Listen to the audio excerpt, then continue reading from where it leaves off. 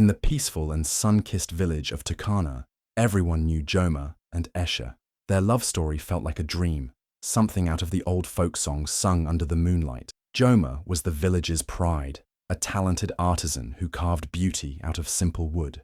His hands could turn an ordinary tree branch into a piece of magic. People came from faraway towns just to own one of his works. Eshe, on the other hand, was gentle and kind, with a voice so soft it felt like a breeze. She was a gifted herbalist, the kind of woman who could heal a fever with just the right mix of roots and leaves. Together, they balanced each other. Where Joma was loud and proud, Eshe was calm and wise. Their wedding was the kind of event people talked about for months. The whole village gathered under the giant baobab tree, dancing and singing as the two lovers exchanged vows.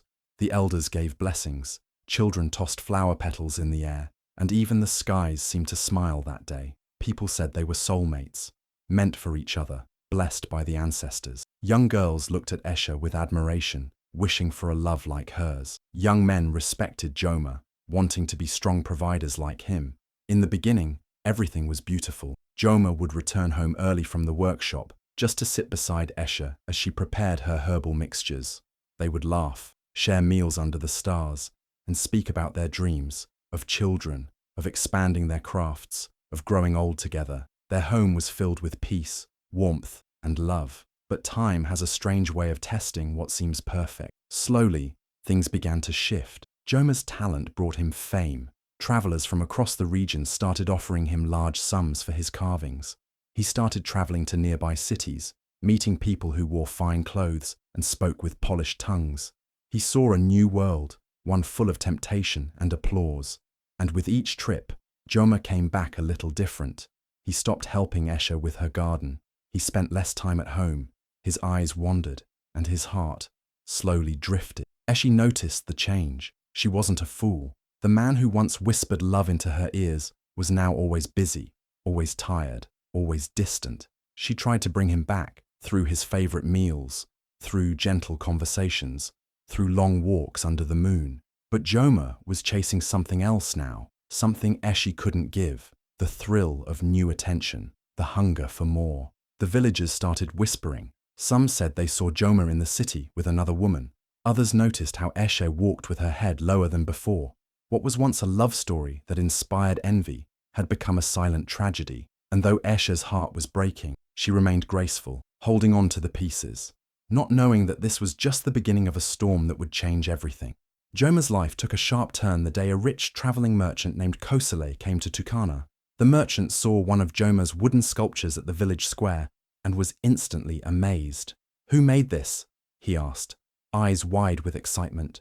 When he met Joma, he offered him a deal, one that could take his work beyond Turkana, to cities Joma had only heard about in stories. That moment lit a fire in Joma. He felt seen, important. Soon, his carvings were being sold in faraway markets, and coins poured into his hands like never before. People praised him, clapped for him, and called him a genius. It felt good, too good. As money and attention grew, so did Joma's pride. The humble man who once carved by the riverside with love and patience started changing. He bought finer clothes, walked differently, and no longer smiled the way he used to. Eshe, who once shared every dream with him, was now left behind in the shadows. He stopped walking with her to the market. When she asked him to join her herbal stall like old times, he simply said, "I'm too busy, Eshe. You wouldn't understand." His words grew cold, his eyes distant. Late nights became common. Eshe would wait by the doorway, staring into the darkness, hoping to see his figure coming home. But Joma always returned late, smelling of perfume, laughing at jokes she didn't hear, carrying new items she never touched. Whenever she asked where he'd been, he would shrug and say, "Business, Eshe. It's all for us." But she could feel it. He was slipping away. What Eshe didn't know was that in the lively city of Ubiko, Joma had met someone. Her name was Zamora, a beautiful dancer with eyes like burning coals and a voice that made men forget their names. She was bold, flashy, and everything the quiet village life was not. The first night he saw her dance at the city tavern, Joma was hooked. Her every move pulled him deeper, and the way she smiled at him made him feel like the most powerful man alive. Zamora knew how to flatter, and Joma, drunk on praise and desire, fell under her spell. He began spending more nights in Ubiko than in Tukana, claiming he was networking and expanding his business. But the truth was, his heart was now tangled in Zamora's world, filled with music, wine, and danger. He even started sending her gifts, necklaces, fine wrappers, and golden bracelets, all bought with the money that once fed his peaceful home. Back in Tukana, Eshe was slowly fading in his world. The woman who stood beside him when he had nothing was now invisible to him. And as Joma chased a life of glitter and thrills, he didn't see the cracks forming behind him, cracks that would soon split his perfect world apart. The whispers started like tiny ripples on water, soft, almost harmless, but soon they grew louder, sharper.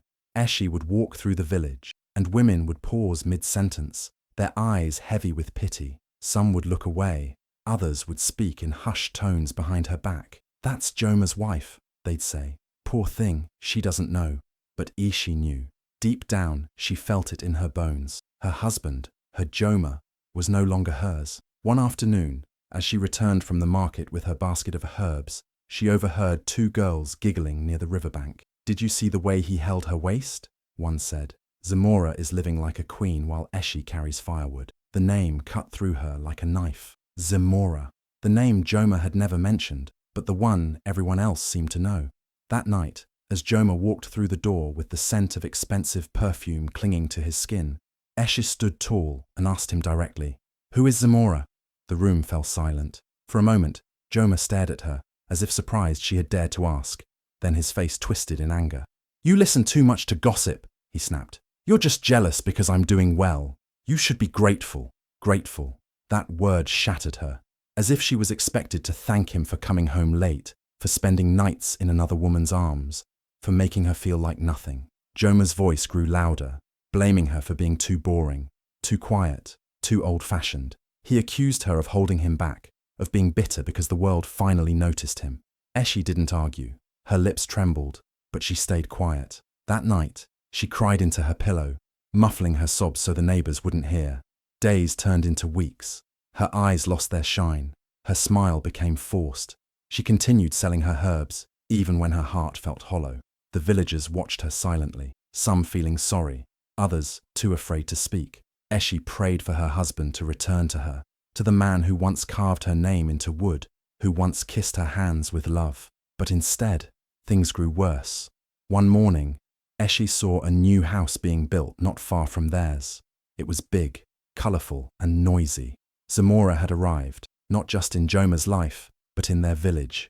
Joma didn't hide it anymore. He laughed openly with Zamora, walked beside her in public, and introduced her as a close friend. But everyone knew.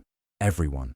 The betrayal wasn't just in secret whispers anymore. It was now loud and proud. Eshe's world crumbled in silence. She didn't scream. She didn't fight. But inside, something broke. And though she stayed quiet, the pain she carried was heavier than any burden she had ever known. Yet she didn't know that this storm was only the beginning, that fate had its own plans, and Joma's prideful fall was closer than anyone expected. The Moon Harvest Festival was the biggest celebration in Tukana, a time when the whole village came together to dance, sing, and thank the gods for the blessings of the season. Eshe had always loved the festival. She would braid her hair, wear her finest wrapper, and help prepare herbs for the community feast. This year, despite the pain weighing her heart, she dressed in quiet dignity, hoping to hold her head high and show that she hadn't been broken. But as she arrived at the village square, drums beating and lanterns glowing, something inside her sank. There, walking proudly through the crowd like a king, was Joma, her husband, holding Zamora's hand. The crowd fell silent, eyes widened. Some mouths dropped open. Joma didn't even look at Eshe. He laughed loudly, whispering into Zamora's ear as if the world around them didn't exist. Zamora wore a shimmering blue dress, unlike anything anyone in Tukana had seen. She danced gracefully, her anklets jingling, drawing attention with every move. Joma followed her like a lovesick puppy, clapping for her, showing her off. And Eshe? She stood at the edge of the gathering, frozen. The man who once called her his queen had walked right past her like she was a stranger. Women glanced at Eshe with pity, while some men shook their heads in disbelief. Elders muttered under their breath. "This is not our way," one of them whispered. But Joma didn't care. He had money, attention, and a new woman by his side. He believed he had outgrown Eshe, outgrown the simple life, outgrown the traditions of respect and loyalty. At one point during the festival, the village chief called for couples to join in the ceremonial dance, a moment meant to honor unity and love. Eshe stood still, her eyes moist but her back straight. Joma was called, and instead of walking with Eshe, he boldly pulled Zamora forward and danced with her in front of everyone. Gasps filled the air. Even children could feel the awkward tension. But Joma smirked, proud and unbothered. Eshe didn't cry. She didn't run. She simply watched, every second carving another scar on her heart. And yet, her quiet strength in that painful moment stirred something in the people. She became a symbol of grace, of a woman hurt, but not destroyed. Though she stood alone, her dignity wrapped around her like armor. People began to look at her with quiet admiration, not pity, respect. But Joma was blind, drunk on pride and praise. He couldn't see what he was losing. In chasing glitter, he threw away gold. And that night, under the glowing moon, as music played and dancers twirled, a storm was quietly building in Eshe's soul. A storm that would change everything. Eshe sat by her herbal stall every morning, her eyes tired, but her hands steady. The same hands that once mixed healing roots for her husband's backache now worked in silence, grinding leaves and tying up bundles for the villagers who still believed in her gifts. She spoke little, smiled less, but something inside her was changing. The fire that Joma tried to put out was slowly starting to burn again, not with anger, but with quiet strength. She stopped thinking about Joma's laughter with Zamora. She stopped listening to the whispers. Instead, she poured her soul into her work. Her stall became the busiest in the market. People traveled from nearby villages for her healing mixtures, her knowledge, her calm presence. She never bragged, never complained. She just worked. And her name, once spoken in pity, began to be mentioned with admiration. Then, one bright morning, while she arranged her dried herbs under the old baobab tree, a stranger appeared. He was tall, with kind eyes, and a soft smile. "Are you Eshe?" he asked, his voice calm like the river at dawn. She nodded, unsure of who he was. "My name is Tafari," he said. "I am a botanist from the city of Namora. I've heard of your skills. I've seen your blends. They are not ordinary." Eshe looked at him, surprised. No one had ever taken her work seriously outside of the village. Tafari spent hours at her stall that day, asking questions, testing herbs, watching her hands move with expert precision. He listened to her with deep respect, something she hadn't felt in a long time. As the sun began to set, he made her an offer that stopped her heart. "Come with me to Namora. There's a center for advanced herbal medicine. You deserve to grow, to be seen. I can help make that happen." Eshe's lips parted, but no words came out. Go to the city.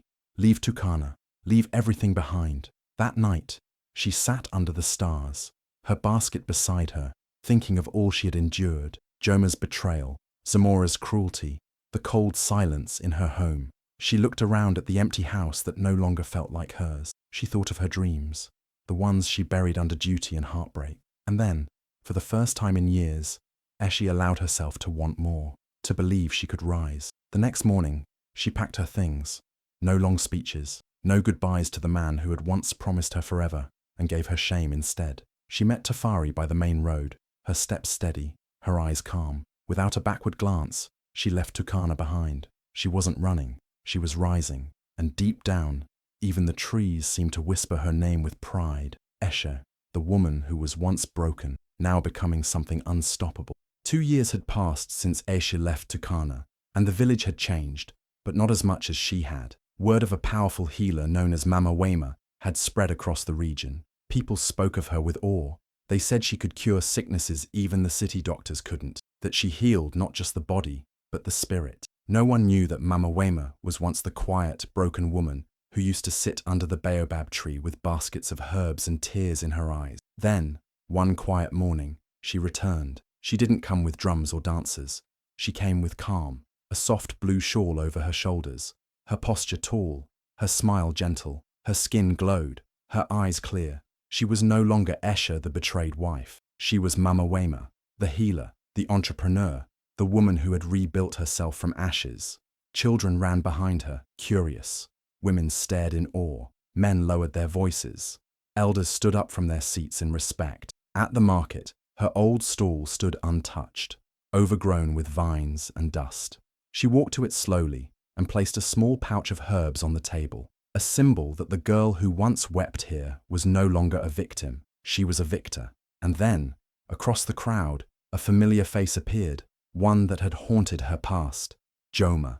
His clothes were wrinkled, his shoes dusty, his eyes hollow. After Zamora took all his money and left with another man, everything fell apart. His business collapsed. Friends disappeared. People mocked him behind his back. He was no longer the proud, laughing man who danced at the moon festival. He was just forgotten. When he saw Eshe, his heart jumped. He rushed toward her, mouth open, searching for words. Eshe, Mama Wema, he stammered, trying to smile. But she didn't stop. She didn't flinch. She walked past him like the wind brushing against a dying flame, not out of hate, but because she had moved on.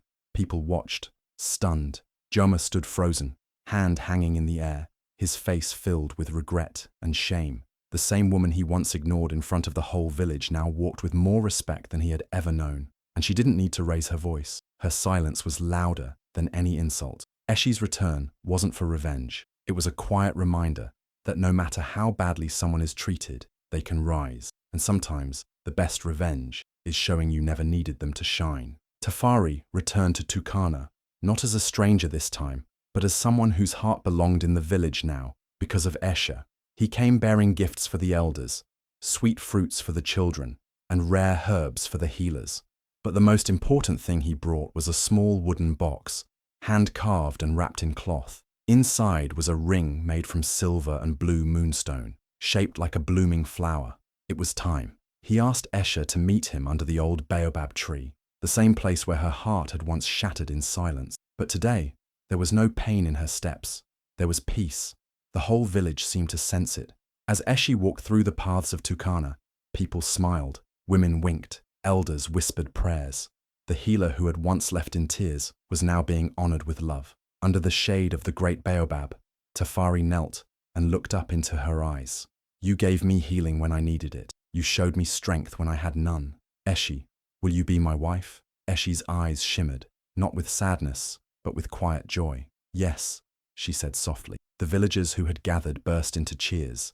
The drums started. Children clapped. The women sang. For the first time in a long time, Eshe laughed openly, without weight on her heart. But not everyone was happy. Joma stood in the crowd, watching like a ghost among the living. His fists were clenched, his jaw tight, his face burned with anger and regret. When the cheers grew louder, he pushed through the people and shouted, "You're my wife!" The music stopped. All eyes turned. Tafari stood, calm but protective. Eshe didn't look startled. She turned slowly to face Joma, her voice steady and quiet. You left me long before I left you, Joma.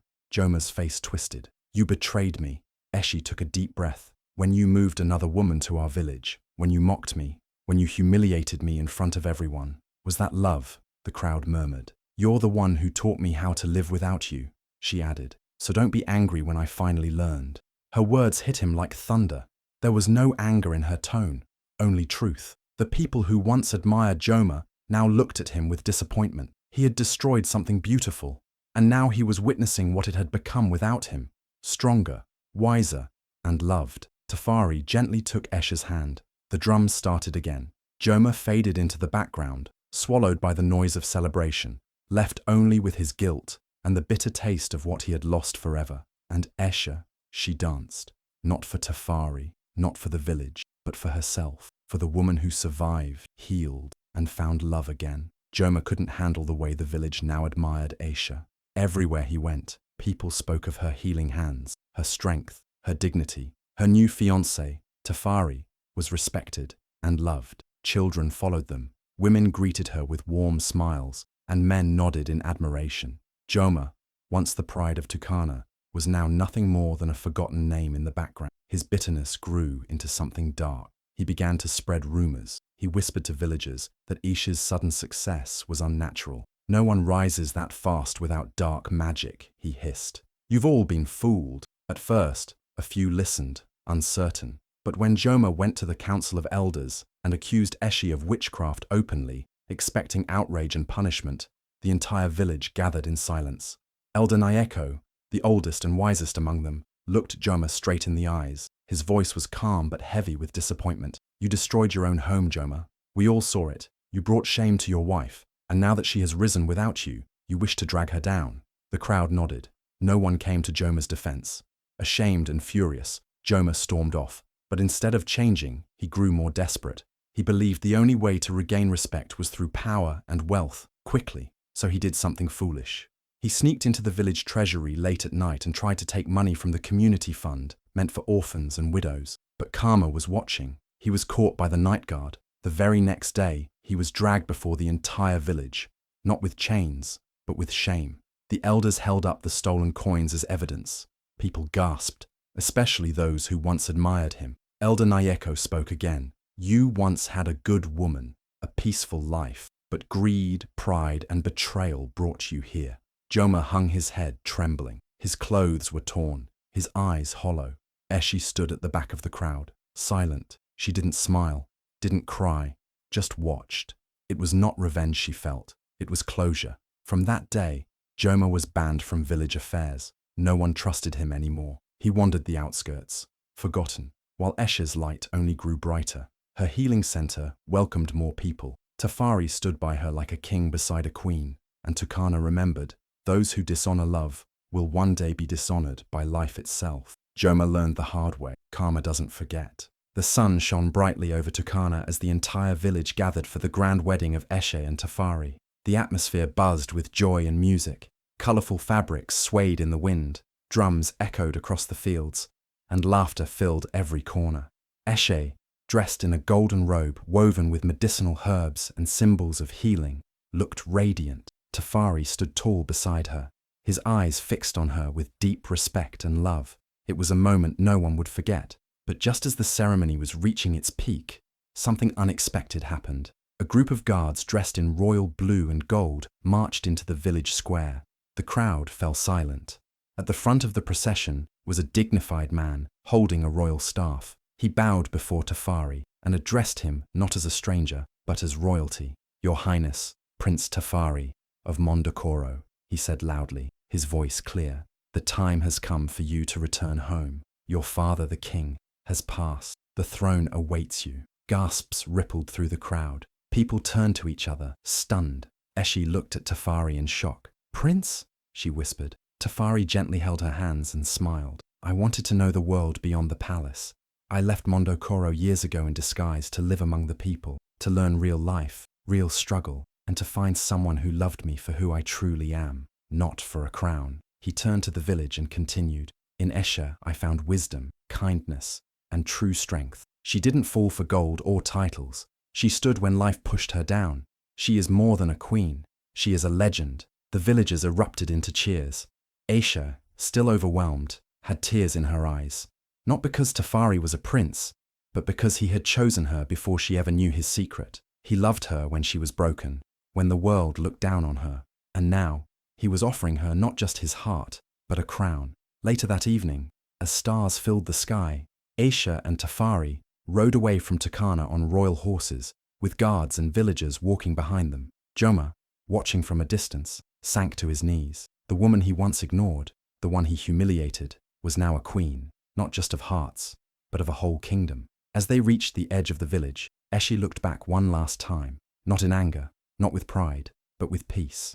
Her story had come full circle. She had been betrayed, broken, and abandoned, but she rose, she healed, and now she ruled. The tale of Eshe and Tafari spread far and wide, and across villages and cities, people whispered the lesson. Never underestimate a woman with a wounded heart. She may one day wear a crown. The years had not been kind to Joma. His once proud shoulders now hunched with weakness. His hands, which once carved the finest wood in all of Tukana, now trembled as he held out a rusty bowl, hoping for a few crumbs. His clothes were torn, his face lined with regret, and his eyes carried the weight of mistakes he could never undo. Outside the grand palace of Mondokoro, he sat among other beggars, unrecognizable to those who once admired him. The palace gates stood tall and golden, guarded by men in fine armor. The villagers of Mondokoro came and went, whispering stories about the beloved Queen Eshe and her noble husband, King Tafari. Some even dropped coins in Joma's bowl, not knowing who he was, only seeing a man broken by time and misfortune. Then one morning, a chariot pulled up, and out stepped Queen Eshe, dressed in royal blue, with her head held high and her aura calm and strong. She moved with the grace of a woman who had endured fire and come out gold. Her eyes scanned the crowd until they landed on him. For a moment, she just stood still. Joma looked up, eyes widening, his lips parted, but no words came. He couldn't believe it was really her. The woman he had betrayed, the one he had humiliated, now stood before him like a dream he had long lost. "Eshe," he finally whispered, barely audible. I'm sorry. I was wrong. Please, forgive me." His voice cracked. His pride was gone. All that remained was a hollow man hoping for mercy. Eshe looked at him, her face calm, unreadable. She reached into the basket her maid held and pulled out a warm loaf of bread. Slowly, she knelt before him and placed it gently in his hands, just like the day he once brought fruits to Zamora. Ignoring Eshe's hungry heart, "May you find peace," she said softly. There was no anger in her tone, no revenge, just closure.